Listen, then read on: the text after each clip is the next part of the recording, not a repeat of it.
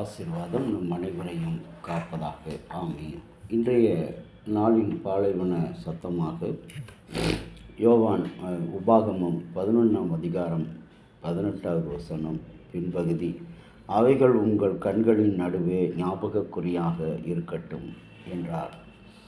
ஆண்டவராகிய கடவுள் இஸ்ரவேல் மக்களை அழைத்து வரும்போது அவர்களுக்கு பல சோதனைகளையும் கஷ்டங்களையும் கொடுத்து அவர்கள் தங்களோட கடவுளின் சாபத்துக்கும் கோபத்துக்கும் ஆளான அந்த நிலையிலிருந்து அவர்களுக்கு மன்னிப்பு என்ற ஒரு வாழ்க்கையை கொடுத்து அதில் மகத்தான சந்தோஷத்தையும் மறு உலகத்தின் உண்மையையும் அவர்களுக்கு காட்டி வருகிறார். அப்படி காட்டு வருகிற ஒரு வார்த்தை தான் இன்றைய நாளில் உன் கண்கள் நடுவே ஞாபகக்குறி என்று சொல்கிறார். ஞாபகக்குறி என்று சொல்லும் பொழுது அது கடவுளுடைய பாதுகாப்பு, மீட்பு. இம்மட்டும் நடத்தினீர், இனிமேலும் நடத்துவீர். இந்த இஸ்ரவேல் மக்கள் தங்களுடைய பாவங்களையும் கடவுளுக்கு கோபம் உண்டாக்கின செயல்களையும் அவற்றிலிருந்து மீட்டு வரும்படியாக ஞாபகக்குறி, கடவுளுடைய கட்டளைகளை ஞாபகக்குறியாக கண்களின் நடுவே நீ வைத்திருக்க வேண்டும் என்கின்றார். இன்றைக்கு வரலாற்றில் மிக மிக முக்கியமான ஒரு ஞாபகக்குறி வரலாற்று நிகழ்வு நான் சான் பிரான்சிஸ்கோ நகருக்கு இடையிலான நீரோட்டம் மிக வலுவாக இருந்த காரணத்தினால், தண்ணீரின் ஆழமான 102 மீட்டர் அளவு இருந்ததினால், மூடுபனி காரணமாகவும் ஒரு பெரிய நினைவு சின்னமாக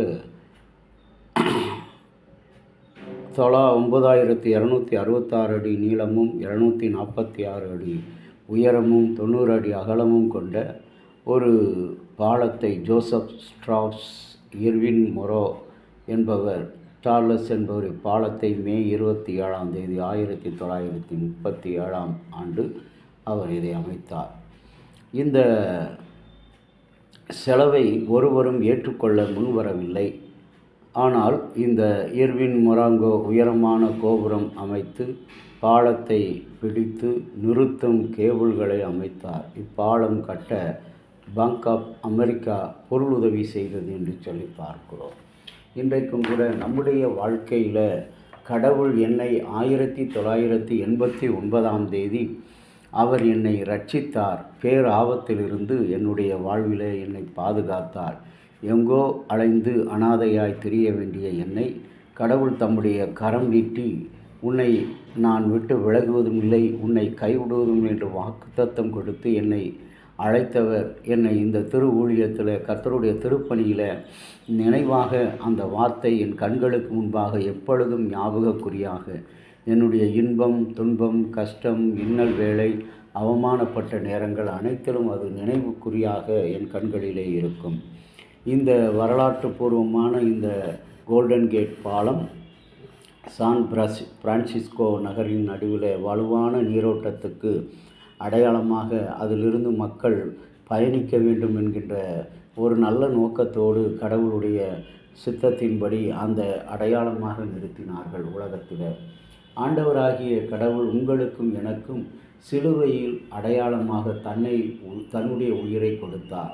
தன் உயிரை கொடுத்து அடையாளமாக சிலுவையின் அடையாளத்தை உன் நெற்றிலையும் உன் மார்பிலையும் நீ ஏற்றுக்கொள்வாய் என்று சொன்னால் ஆண்டவருடைய ரட்சிப்புக்குரிய பிள்ளை என்றார். இன்றைக்கு நாம் திருமுழுக்கு எடுக்கிறோமோ, அந்த திருமுழுக்கு நாளில் குருவானவர் சொல்லும் பொழுது ஆலயத்தில், பிள்ளையே, ஆண்டவராகிய இயேசு உன்னை மீட்டுக் கொண்டதற்கு அடையாளமாக பரிசுத்த சிலுவையின் அடையாளத்தை உன் நெற்றியிலையும் மார்பிலையும். இன்றைக்கு அந்த அடையாளத்தை ஏற்ற நாம் நம்முடைய நெற்றிகளில் சிலுவையின் அடையாளத்தை தவிர வேறு எந்த அடையாளம் இருக்கக்கூடாது.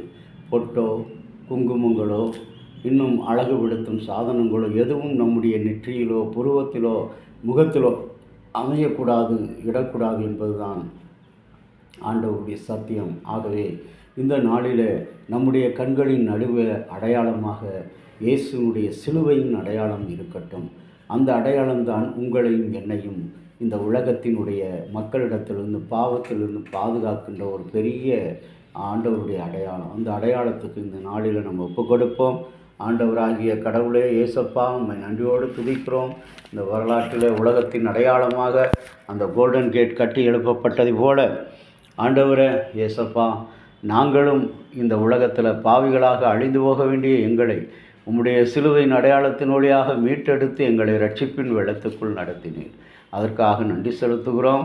அந்த அடையாளத்தை நாங்கள் விட்டுவிடாதபடி பாதுகாக்க நீர் எங்களுக்கு துணை புரிந்தருளும். இறைமகன் இயேசுவின் வழியாக வேண்டுகிறோம் ஜீவனுள்ள நல்ல பிதாவே, ஆமேன். தந்தையாகிய கடவுளின் அன்பும் மைந்தராகிய இயேசுவினுடைய அருளும் பரிசுத்த ஆவியினுடைய நல்ல உறவும் பாதுகாப்பும் அனைவரோடு கூட இருப்பதாக. ஆமேன்.